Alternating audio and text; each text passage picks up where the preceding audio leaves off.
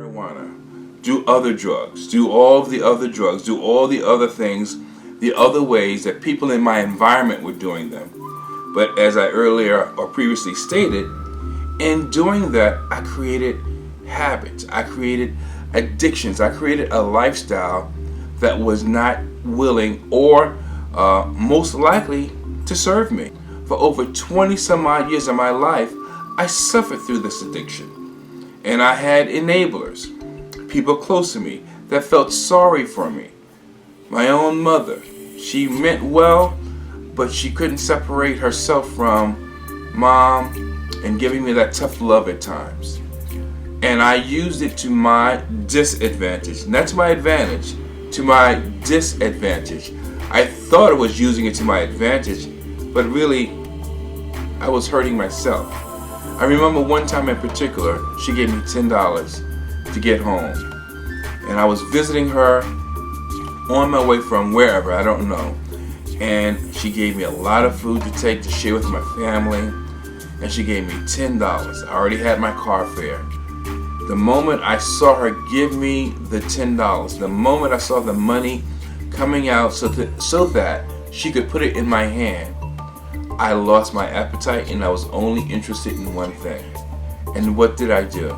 Well, you know, if you've been there, you know exactly what I did. I went right to the drug spot to purchase my drugs. And you know what happened? They beat me. That's right. I got there, they took the money, and they returned cement in a tube.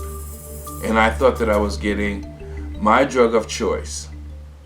So it goes to show you sometimes we take advantage of ourselves and we never know when enough is enough. And when you're an addict or a substance abuser, whichever way you like to phrase it, that's a life or an existence that will never ever serve you, on the negative side or on the positive side. Another point, how do you redirect yourself after going down that path for so long? How do you find a opportunity to change your life? How do you try, or how do you find an opportunity to redirect, transition, or transform yourself?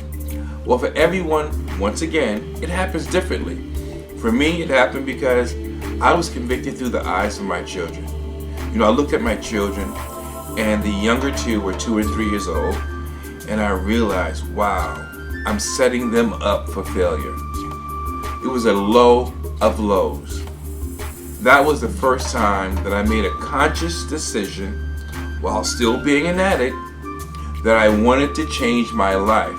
And I was very fortunate that I was able to look at myself in the mirror and not want to see the image or the reflection that was there.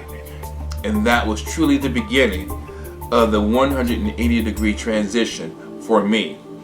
You see, because I do what I do now is a result of all the things, all the failures, all the misery, all the pain, all of the damage that I inflicted on myself and on loved ones.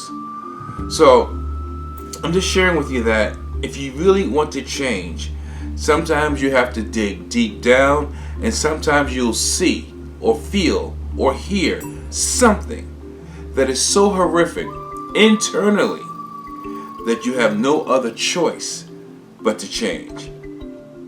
Just understand, help if you can, and most importantly, move on when it's time to move on. Because carrying dead weight sometimes puts you right back in the same circumstance that you may have come from or that you may be around.